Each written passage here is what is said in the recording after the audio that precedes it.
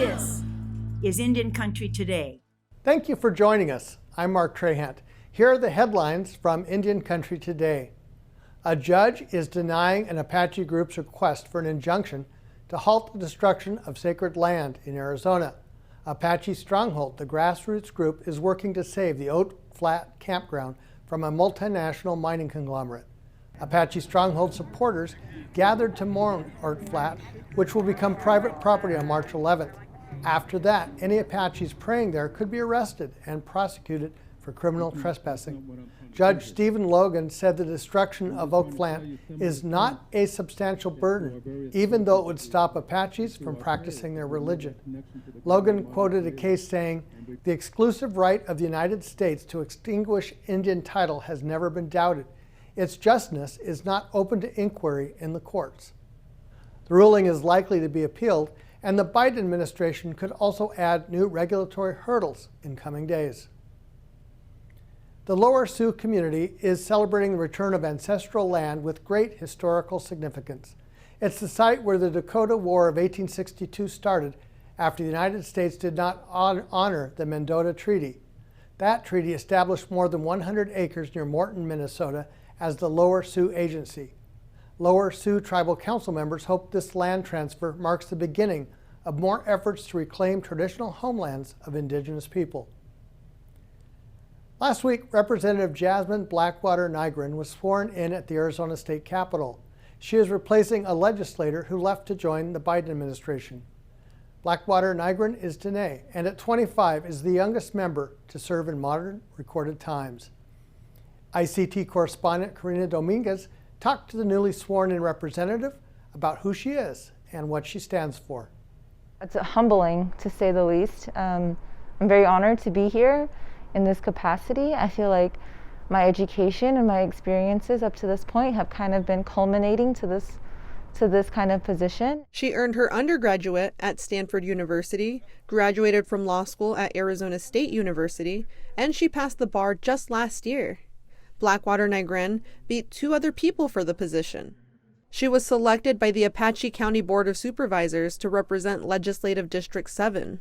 She's a Diné woman from Red Mesa, Arizona, and was sworn into office by federal judge Diane Humitiwa, who is Hopi. As a young person, I definitely feel like I bring a different, unique perspective, not only for LD7, but also the state in general and Native tribes in general. I'm very excited to be here. Former state representative Arlando Towler, who was also Diné, vacated the seat last month to accept a position with the Biden administration as Deputy Assistant Secretary for Tribal Affairs in the U.S. Department of Transportation. She will finish out Towler's term, which ends in January of 2023, and already has future plans of running for the House and Senate. She introduced herself on the House floor in Diné, then described how she was born in a hogan and how she still uses a wood stove for heat. Her neighbors don't have running water, and she says water settlements will be one of her top priorities. It's something that's been ongoing for decades and decades, and it needs to be pushed. It needs to happen for our people. And I'm excited in this role. I see myself doing this for a while, multiple terms. I'm in a unique position because I'm young, newly appointed, I have a lot of time left. Blackwater Nygren also wants to strengthen healthcare, education, and voting rights while in office. After being sworn in, she went straight to work. In Phoenix, Karina Dominguez, Indian Country Today. A student in Wisconsin creates a video game to teach and preserve Ojibwe traditions. Eleanor Fellick is a student at the University of Wisconsin Stout and the artist, programmer, and developer of Growing Up Ojibwe, the game. She designed the game during a summer internship with the Great Lakes Indian Fish and Wildlife Commission. The organization also published the book series. Players can choose to play as either Tommy or Annie Sky, two Ojibwe youth, as they embark on a journey through northern Wisconsin to learn about their heritage. The game is based on a children's book series of the same name. The game is available to download on Android devices and on any web browser. And those are the headlines from Indian Country Today. I'm Mark Trahant. When it comes to resolving legal issues, some tribes are using the traditional methods of peacemaking. We'll learn more when we come back.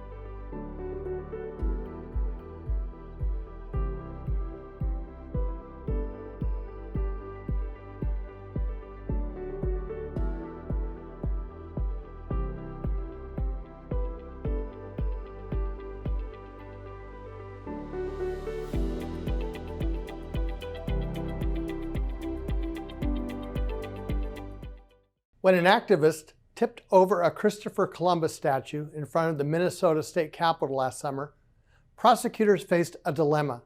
How do you fairly try a man who broke the law, but also stood up against injustice? They found an answer using ancient tools, peacemaker talking circles. The activist faced a maximum sentence of supervision for up to 5 years of probation, and he faced charges of criminal damage to state property in the first degree. And instead, he got 100 hours of community service. And he's not alone. Stuart Huntington reports on the rise of peacemaking. The statue graced the Minnesota State Capitol grounds for decades, and for decades, Indians objected. The Capitol belongs to all the people, and yet this statue represented a symbol of only particular people. And so the Native community had been asking how to please remove this. So it was perhaps no surprise when a Native activist toppled the statue last spring. What came next was surprising. Instead of throwing the book at him, prosecutors used peacemaking talking circles to reach a resolution that acknowledged official missteps and spared the activist jail time. I was thrilled by how this actually resolved itself. I expected a more traditional criminal justice model, and we didn't get anything like that. I've handled thousands of cases in this county, so the fact that we did something fundamentally different was exciting. The prosecutor hailed the process. I think it's actually one of the best tools that we have to transform our current American system of justice. An adversarial system designed to pick winners and losers. The idea is that everybody puts on their best case and then a neutral third party decides what's best out of the outcome, evaluating the two best cases. Well, certain times where fighting against each other isn't probably the best thing to do in order to resolve an issue, maybe most times. The beauty of using this ancient circle process is all of these disparate voices can be heard. They can speak, and everybody has to listen to them. And I think that's critical because at the end of the day, what we need to be able to do is bind ourselves together as a society, and that traditional criminal justice system simply does not do that. In tribal courts, traditional practices were shunted aside for Western legal systems. But now the ancient ideas are reappearing, spurred in part by the Native American Rights Fund. Our ancestors somehow got along for centuries and millennia before and dealt with problems that come up between humans and resolved them and can continue to live together in community. So let's take a look at how they did that and see if we can institutionalize that process. For a beacon, tribes look to the Southwest, where peacemaking practices never faded away. The Navajo peacemaking program has always been with us, even prior to the Western court system. We have a dual process, one the Western and then one traditional process. And like spreading ripples in a pond, peacemaking circles are showing up in state courts too. One Michigan judge has employed them since 2013. I'm pleased. I have no doubt it's where we need to go. I'm so thankful that, the resiliency of our indigenous communities that kept this alive and that they're growing and bringing it back and willing to share is phenomenal to me. I'm overwhelmed by the generosity that they would share to a state court judge this wisdom. Judge Connors is working to spread peacemaking practices to other jurisdictions. The experience has been, does it work? Yes. Can it be applied in state courts? The answer is yes. Does it help the people that are in court with conflict? Yes. When it works, Stuart, it's transformative as opposed to transactional. My Native friends said, how do you explain it to state court judges? And I say, well, we need to judge less and smudge more. In St. Paul, Minnesota, Stuart Huntington, Indian Country Today. You might hear the term restorative justice. It's sometimes used interchangeably with peacemaking, but that can hide the indigenous roots of the practice. That's unfortunate, says Beverly Bushyhead, who argues it's important to recognize, celebrate, and share the enduring strength of traditional indigenous values and practices. When we come back, a look at how art and dance are bringing awareness and healing from the pandemic to Indian country.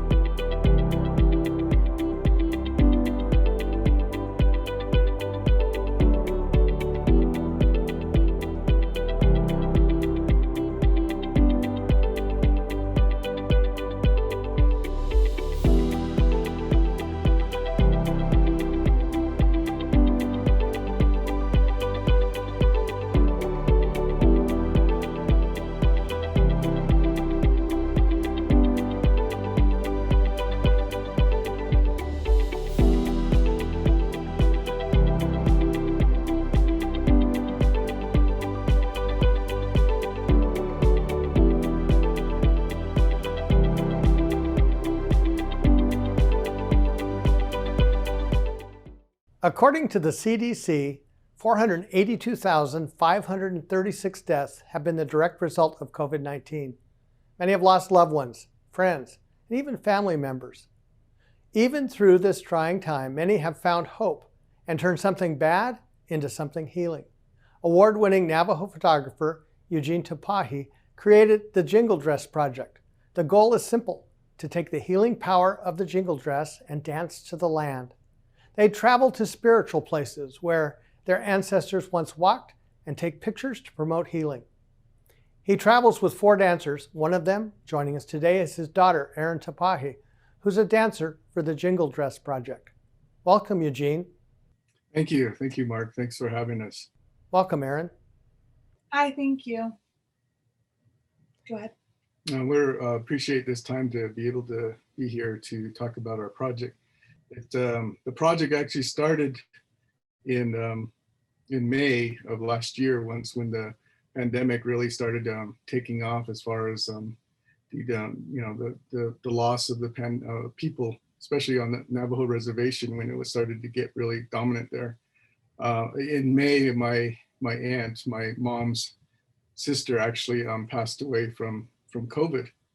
And at that time, as an artist, I do my work. I'm a full-time artist as a photographer. And so by that time, all of the shows for the whole year were canceled. And so how I make my living, and then having the pandemic personally affect our family, really made it really hard for us to decide, what our future was going to be during this pandemic. And it was a really great time, but at the same time, it was very depressing, because we were going through a lot of hardship. And when we actually realized how much the pandemic affected Native people personally, we realized that there were a lot more people going through what we went through with my aunt. In one sense, when my aunt passed away, we couldn't bury her within the traditional Navajo way of being able to celebrate her life, and then also burying her within 4 days. And not only that, because the pandemic was so early, the regulations of burial, they were burying all the people who contracted the virus. They were all burying them in the same location at the grave sites. So we couldn't even bury our aunt, in our family plot. And so it was really hard for us, and it really frustrated me and made me really upset about what was happening. And so it was really, I think for me, the way this project started was in a dream. So I had went to sleep, and in my dream, I was in a place where I find peace all the time, is at Yellowstone National Park. I was actually, in my dream, I was sitting in a field of green grass and watching bison graze in the sunset. And as the sun started going down, I was sitting in the grass, and all of a sudden I heard the jingles from Jingle Dresses. And out of the sides of my view, all these Jingle Dress dancers started coming onto the grass, and they just started dancing. And to me at the time, it looked like they were dancing with the bison. But this peace and this hope and this feeling of healing actually overcame me. And so from when I woke up, I just realized that it was more than just a dream. It felt like it had to be something that needed to be done. And so I told my wife and my 2 daughters, Erin and Dion, and told them about my dream. And I just told them, I said, wouldn't it be really cool if we could actually make this happen? And I said, if we were able to go to the lands where our ancestors were, and go and heal the land and heal the people there. And so that's kind of what we started. We started with Erin and Dion and myself and my wife Sharon, and then I told the girls, I said, hey, if we can get 2 more dancers so that we can have 4, because in the Navajo way, we have a lot of symbolism in the number 4, the 4 worlds and the 4 sacred mountains and the 4 sacred colors. And so I said, if we could get 4 girls and they can represent the 4 worlds in our photos, then we could probably go out and do this. And so we did. We were able to get Erin and Dion's close friends, Joannie and Sunny Begay. And so we all got together, and it was kind of hard because I'm not a portrait landscape. I'm a landscape photographer. I'm not a portrait photographer. So, and the girls aren't professional models, and they're jingle dress dancers, but they're not models. And so when we first got to our first photo shoot, it was really hard for us because we were trying to make it mesh and trying to make it work. But after we set up to dance the first jingle dress dance out on the Bonneville Salt Flats here in Utah, and that's Paiute and Shoshone and Ute land, native land. We the girls danced, and it was just beautiful. It was just like this overwhelming spiritual feeling came over us that, in fact, some of us were in tears because it was just so emotional. It really felt like we weren't the only ones there. Like we felt like our ancestors were there when we were dancing. And it was just an overcoming feeling. And when it was done, we were just like, this project, has to get done. It has to be done, because it just felt like it needed to be done. And so I'll let Erin kind of explain that first feeling. Yeah, so that first feeling, it was awkward, but then also like, because we're jingle dress dancers, and so it felt really weird to be dancing, like to be like in the dresses, but then to be taking photos in them. But then when we danced, it felt really like exhilarating, but then also like really powerful, because me and my sister, the day before, we ran a marathon, and we were really worried that our feet and our bodies weren't going to be able to keep us dancing the whole song. But then as we were dancing, I felt that like my body was healing, and it was just a really great time. And there was this feeling of like, this is what we're supposed to do. This is where we're meant to be in this moment in time. So it was really special. Erin, what does this mean to you when you do this dance?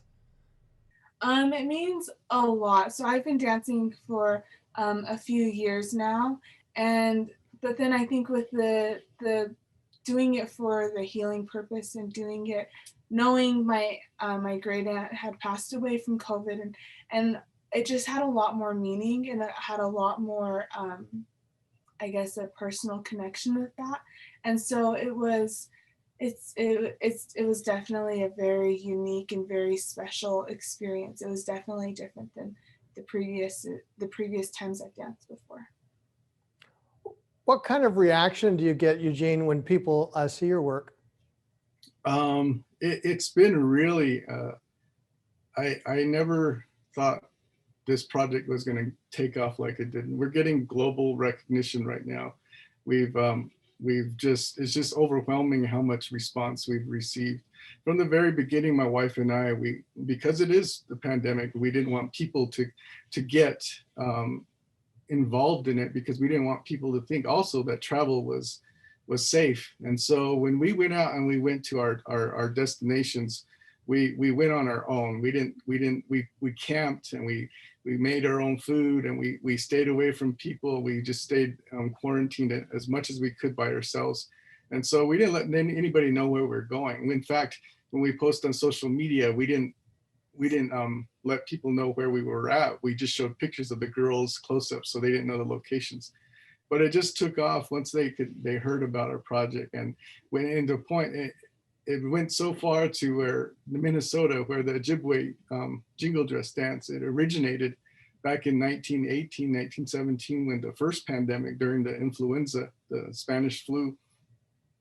The Mille Lacs people, the reservation there, they contacted us, and they asked us to come and come to dance where the jingle dress originated. So we actually did that. We went out to Minnesota, and we met up with a historian. Her name is Brenda Childs, and she was the one that was able to coordinate things and ask us to come out. And so it was really, in that sense, it was really great. We were really excited about it, because the Ojibwe people, and we're Navajo, all four of us, and all of us are Navajo. And so it was really exciting to know that the Ojibwe nation and the tribes and the bands there were actually excited about our project. And so since then, it's just been really exciting to see, and also sad. I really thought, art and music and dance and culture, that's what we're producing here. And at the time it's healing, but at the same time it's a burden too, because we realized as we we're going along that people wanted to donate. They wanted to contribute to this project. And at the beginning, we didn't want to, because we didn't want to set anybody back. But as Native people, we realized that Native people in any ceremonies, they want to give to be able to get blessings back.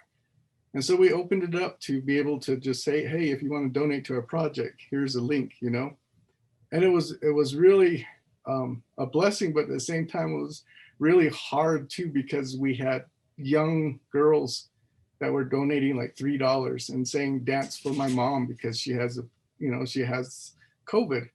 And we had a daughter who just said, my dad, just passed away, and I want to give you some money so that you can bless other people during this pandemic. And we had a sister who donated like $20, and she said, my sister just died and she wanted so much to donate to your project before she left, but she didn't get the chance. And so she did it for her. And so we realized after a while that we weren't just dancing for our ancestors or the land, but we started dancing for all the people who were suffering during this time in the pandemic. And so when we have gone to places, and I'll just give you a quick roundabout where we've been to the Redwood Forest, we've been to Yosemite, we've been to the Sequoia, we've been to the Oregon coast, we've been to New York just this past a few months ago, and to Washington, DC, we went to Minnesota, we went to North Dakota, South Dakota, Wyoming, Yellowstone, the Grand Tetons. Eugene, I want to ask you both. You mentioned social media. How has social media been part of this story? Social media is what has made this global. I mean, without social media, there's no way we would be still doing this project. We still have so many places to go, and we've got so many people who have put in requests of where we should dance and what we should do. We got hospitals that are wanting us to come and dance at their hospitals. And so a lot of these things are on track and wanting to do them, but we have to plan accordingly to the travel restrictions of COVID and making sure the girls are safe. So we're trying to do all these things and trying to make those requests happen. But it really took off on TikTok for Erin, and I'll let Erin kind of explain that to you. Yeah, so the beginning of the pandemic, the beginning in March, I think TikTok, a lot of people had more time. A lot of people resorted to TikTok because it was a way to experience life without being outside the home. Or it was a unique way of seeing that through social media. And then as we were going with the project, we're kind of posting a little bit on our on Instagram and kind of Facebook and stuff like that. But then I kind of saw that it was kind of TikTok was an untapped resource. And so that's kind of what made us bring TikTok into mind. And then we started making videos. And I think people just loved the idea of healing, and they loved the idea of our project during this time. And I think that's what really sparked the interest of this. Well, thank you both for joining us. Eugene Tapahe, thank you. You're welcome. And Erin, thank you for joining us. Thank you. And that's a slice of our Indigenous world today. Thank you for watching. We'll be back with another edition tomorrow. I'm Mark Trahant.